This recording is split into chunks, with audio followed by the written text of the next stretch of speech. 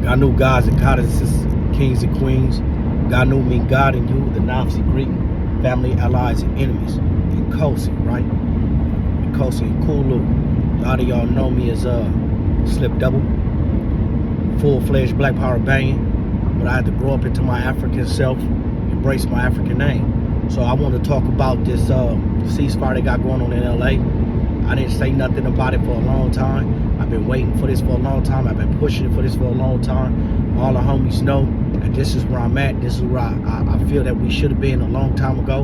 And I felt like my neighborhood, growing up in Southside, Compton, you feel me? I felt like that we could have actually led the charge in this. And if we would have led the charge, being the type of hood we was, type of hood we are, that we could have been a part of the governing structure of what Crippin' Blood will be in the future versus what it was in its inception all the way up until, let's just say, till the ceasefire. Everybody know my sentiments. They know how I feel about Crippin' Blood. I feel like Crippin' and Blooding, as in actions, the actions that Crips and Bloods do is bullshit. I feel like Crippin' Blood itself is a black eye to black history, that we in history, when our great grandchildren, generations in the future, study back what we was doing, they gonna look at us like, damn, them some dumbass niggas. Yeah, we was dumb as hell, stupid as fuck, did dumb shit, felt like we was real niggas, and niggas is some shit that we shouldn't have been trying to embrace and been trying to be. The fact is that a lot of Crips and Bloods is gonna have to choose a side. They're gonna have to choose a side, choose what they really want to be. They're gonna either Black Power bang, or you gonna stay with that Crip and Blood shit. Don't act like you want a Black Power bang, homie, if you ain't gonna be full-fledged Black Power banging. I'm just saying, y'all need to stay over there and keep busting on each other. And it's a lot of like right now, I moved up out of California. And I wouldn't want that mentality to come over here where I'm at, where I'm raising my babies at. I'm gonna keep it 100. You know what I mean? I'm from where I'm from. I'm always be where I'm from. I ain't gonna lie. I make it rain fives and all that. Get happy, throw up the set, and get mad, bang the set and all that. That's still in me. Ain't gonna never leave me. You feel me? I push a line for my race though. I'm pushing a line for my family. I'm trying to follow in the footsteps of Big Daddy and not big homies. It's a different. Big Daddy had families and bought the hood. Big homies, you had bitches and banged the hood. It's a difference, different principles that you live by.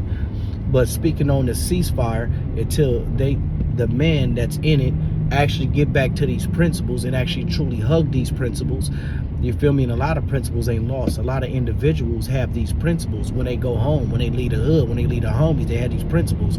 But when they with the homies, these principles dissolve, these principles evaporate, these principles are no longer there.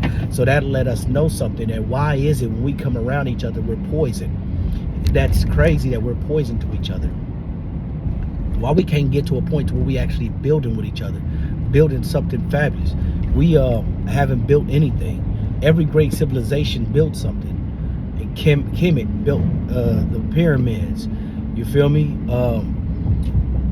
You had African civilization built walls. Ancient Benin built the Great Wall of Benin. You feel me? I really do believe Africans built what they call the Great Wall of China, but that was, man, homie, there's no, that's another story.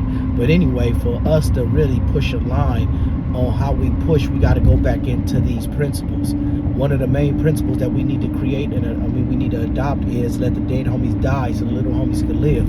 We got to let them go. We got to let what happened go. You feel me? We got to get to a point where we play maximum defense. You come through the hood, we're going to lay you down and do you the worst. Don't go through nobody's hood. There's certain things that's going to have to be done. And it's going to have to be hood punishment, self-punishment. When your homies go on one, they y'all got to have like a shot caller. We need shot callers back in the hood. Shot caller can call a shot. So you feel me?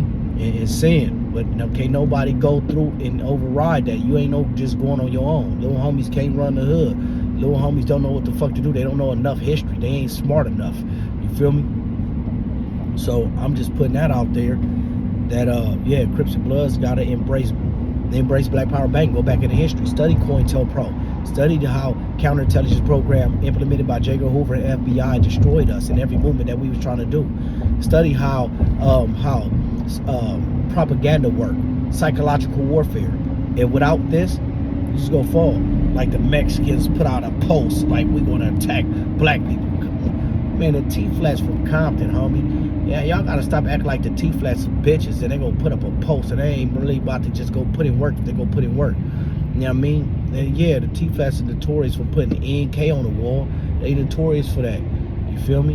And if you notice us, we wasn't race first. We was on gang first. You know what I mean? If that was gonna be an issue, it should have been an issue.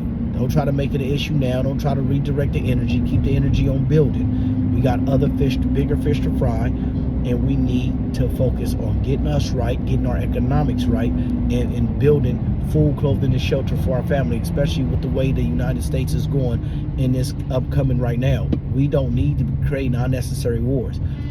Bullet holes is going to be bad to have in you in an economic collapse. You know what I mean? Simple things like simple infections is going to hurt us. You dig? So we got to really start looking towards the future.